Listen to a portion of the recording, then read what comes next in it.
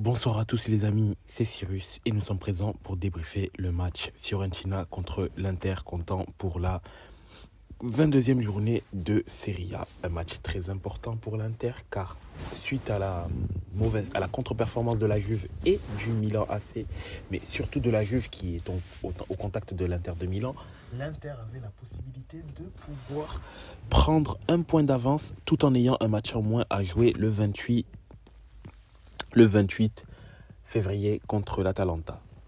Mais c'était extrêmement important pour l'Inter de bien négocier ce match-là de manière à aborder le super choc, le match du Scudetto, comme je l'appelle, dans d'excellentes conditions. Fiorentina-Inter. Je vais devoir malheureusement le résumer sur plusieurs actions précises. Bon, tout d'abord, il n'y avait pas Çalhanoğlu et Barella puisque suspendu pour accumulation de cartons jaunes. Donc déjà, ça allait être un peu plus compliqué au niveau du milieu de terrain. Donc Asllani, Fratesi ont été titularisés à leur place, puisque Sensi est en instance de départ et Klaassen, bon, voilà. Donc au niveau du 11, pas énormément de changements, hein. Il y a juste eu Acerbi qui... Donc de Vrij fait Acerbi, il y a une alternance. Il y a Darmian également où suite à la situation un peu contractuelle de Dumfries n'est plus titularisé depuis quelques matchs, alors que bon, il est en général le titulaire en tant que piston droit, mais bon, ce n'était pas le cas ici. Donc il y a eu Di Marco qui a été mis au repos et la titularisation de Carlos Augusto, puisque l'Inter a quand même un peu fait tourner à ce niveau-là. Elle a pu se permettre également de faire sortir Bastoni, Pavard et faire rentrer Acerbi et Bissek. De toute façon, Bissek qui est extrêmement intéressant dans ses titularisations. Lorsqu'on fait appel à lui, concrètement, il répond toujours présent. Il est très bon et qui continue à grappiller du temps de jeu, il le mérite, il a les capacités à pouvoir faire plus et de toute manière, il ne trahit pas la confiance qu'Inzaghi lui donne. Premier épisode, l'épisode du but, le but de Lautaro Martinez. Alors, si on se base sur la toute fin de l'action, effectivement, il y a faute de Lautaro Martinez parce qu'il pousse le joueur de la Fiorentina qui est en défense sur lui. Néanmoins, l'action elle a été revue par la VAR et je pense, ce n'est que ma pensée, peut-être que je me trompe, peut-être que je suis un peu optimiste, mais c'est pas parce que je débriefe l'Inter et que je suis supporter de l'Inter que je vais forcément être illogique à ce niveau-là. Je pense qu'il n'y a pas de faute parce que si la finalité est une faute, le départ de l'action est que les deux se tiennent. C'est ça le problème. Et le souci vient de là, c'est que si tu siffles faute pour Lautaro, qu'est-ce que tu dis par rapport au fait que le défenseur le tient? Alors oui, Lautaro le tient aussi, les deux se tiennent. Mais le problème est que tu peux ni donner un avantage à un, ni donner un avantage à l'autre. Parce que si tu siffles faute sur ça, ça voudrait dire que tu légitimes le fait qu'il se fasse tenir dans la surface et donc il ne puisse pas avoir l'amplitude nécessaire pour pouvoir se démarquer. Mais par contre, à côté de ça, si tu légitimes le fait qu'il le pousse, ben en fait, tu empêches le défenseur de pouvoir tenter quoi que ce soit pour pouvoir défendre. Et je pense que, étant donné que tu as cet entre-deux-là qui est quand même difficile, je pense que c'est ça qui a fait que finalement, il n'y a pas eu faute. Parce que à la base, il y a bien un contact entre les deux. Après, oui, à la fin, c'est Lautaro qui fait le pas. Pas de problème. Sur la fin, il y a faute. Pas de problème. Mais le problème, c'est... Mais pas de souci pour ça. Oui, effectivement, le pousser comme il a fait, tu repousses pas un joueur comme ça, il y a faute. Le souci est que si, pour moi, et encore une fois, c'est mon interprétation, si le défenseur n'avait pas tenu Lautaro et que Lautaro l'avait poussé, pour moi, il y a faute à 100%. Sauf que tout part d'un moment où les deux se tiennent. Donc effectivement, il y a faute à 50%. Et je retire le 50 parce que je ne mets que 50 et non pas plus parce que la base de l'action fait que il faut bien que les deux se tiennent. Il faut bien que Lautaro arrive à se dégager de cela. Et comment peut-il se dégager hormis en poussant le défenseur, puisque le défenseur le tient avec sa main droite. Parce que si on remarque bien, pardon, attendez, main gauche, main droite. Non, il tient Lautaro avec sa main gauche, pardon. Donc, point de vue spectateur, c'est main droite. Mais il le tient avec sa main gauche. Parce que quand il tombe avec la main. Il arrive à se rattraper avec la main droite en première. Et il avait pas les deux. Et les deux mains ne sont pas au même niveau. C'est que donc, il tenait Lautaro avec la main gauche. Et à partir de là, comment siffler faute alors que de base, il tient Lautaro? C'est compliqué. Et je pense que c'est ça qui a fait que la VAR a accepté le but et a indiqué qu'il n'y avait pas faute. Même si, oui, ce qu'a fait Lautaro à la fin est une faute, il y a faute pour ça, mais le problème, c'est qu'il faut prendre le départ.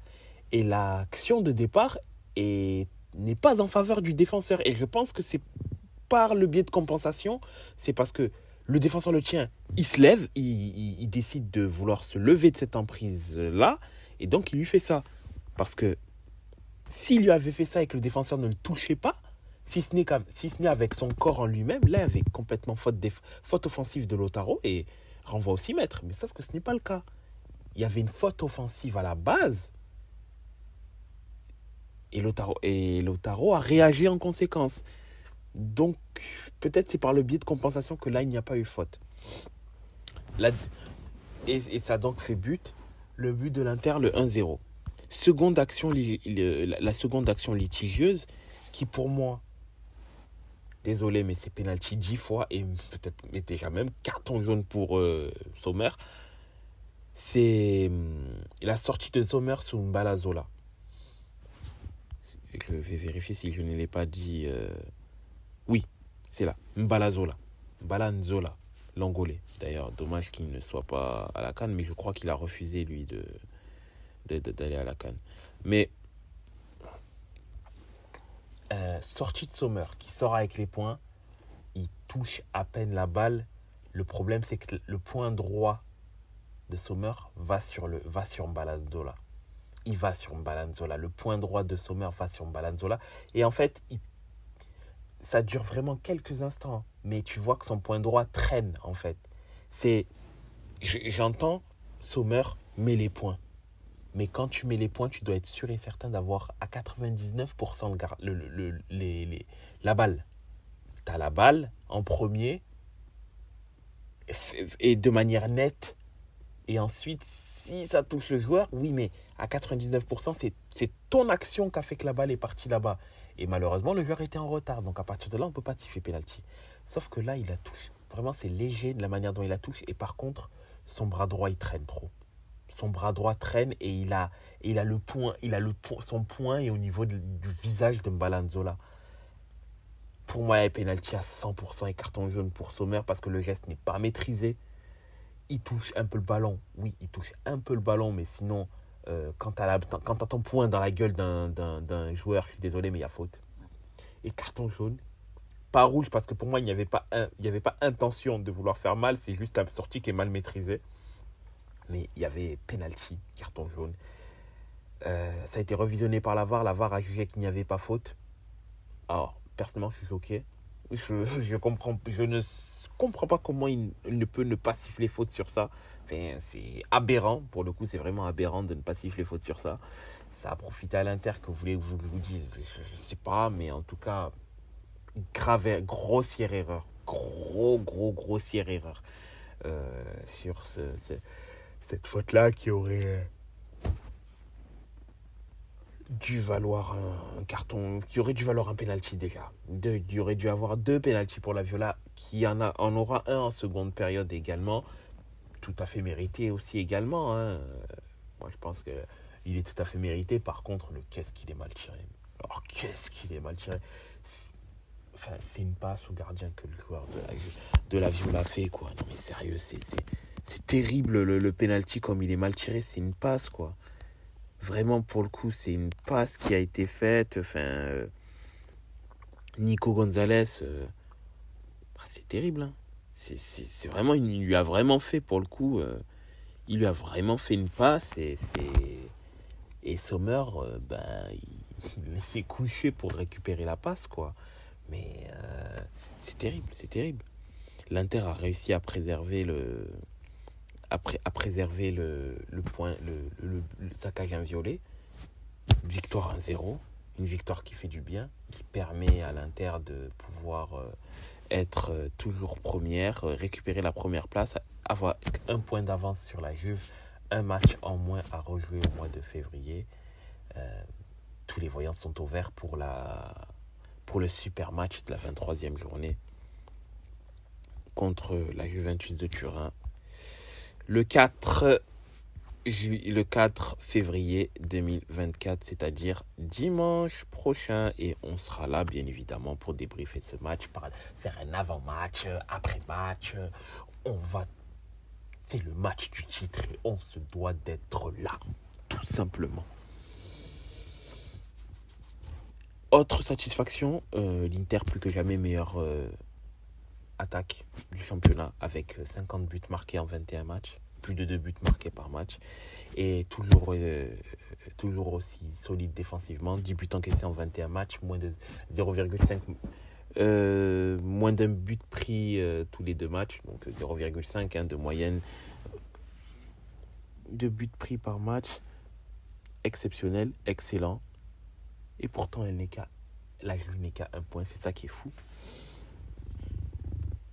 C'est ça qui est vraiment fou. Et Lautaro Martinez, toujours, et plus que jamais, meilleur buteur du championnat avec 19 buts en 19 journées. À 2 buts d'égaler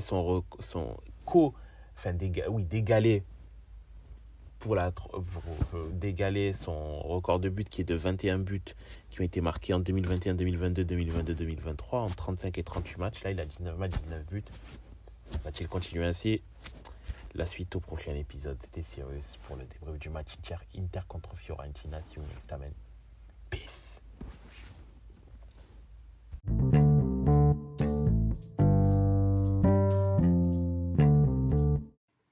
Afin de nous suivre sur les différents réseaux sociaux, vous pouvez aller sur Facebook, La Table Ronde, sur Twitter, La Table Ronde 777, sur Instagram, La Table Ronde, 2 fois tiré du 8.